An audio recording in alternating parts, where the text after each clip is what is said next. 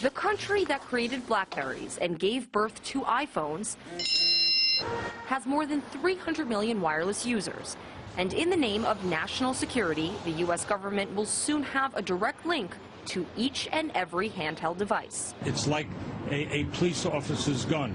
It's there for a good reason, but we hope that we never have to pull the trigger. Gathered at the scene of the September 11th terrorist attacks, federal and New York City officials joined the CEOs of the 4 largest wireless carriers to announce the nation's new tech tool, an alert system enabling the president and government agencies to blast every American with text messages warning of terror threats, weather disasters, and kidnappings. The cell phone alert system will launch in New York City and Washington, D.C. by the end of this year, expanding nationwide thereafter.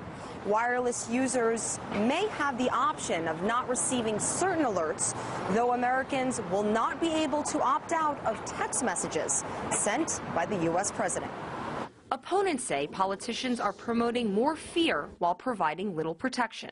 Now we have a system of mandatory and inescapable alerts through every cell phone in the land in the event that the government decides that something's happening that we ought to know about.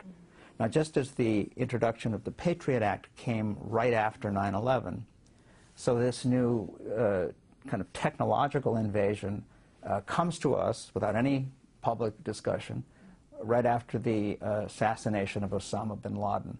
NYU professor and author Mark Crispin Miller says Americans are living in an age of creeping authoritarianism and scare tactics. The use of fear for any kind of government that craves more control over people's lives and thoughts is that it makes people malleable. It makes them obedient.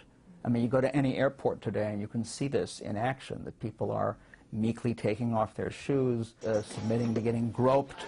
Under the auspices of airport safety, babies, senior citizens, and everyone in between must now endure pat-downs or pass through body scanners before boarding.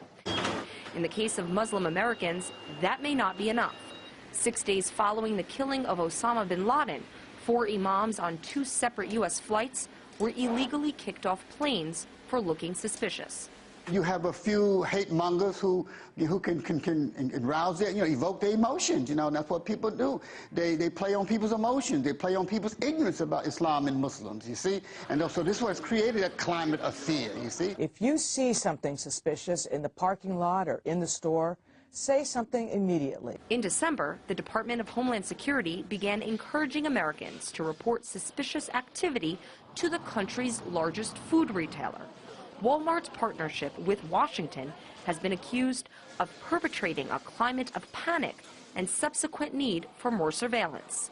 You need to create an enemy for people to rally behind endless wars and the fact that we're spending over 50% of our taxes on war and our national defense when there's really no threat directly to this country. They need to keep validating this spending. Following the assassination of enemy number 1, an American lawmaker called for an increase in rail safety funding and the creation of a no-ride list. As U.S. officials warn of more terror threats following bin Laden's death, many Americans remain concerned, while others are left wondering about the dangers of forsaking too much liberty for security. Marina Portnaya, RT, New York.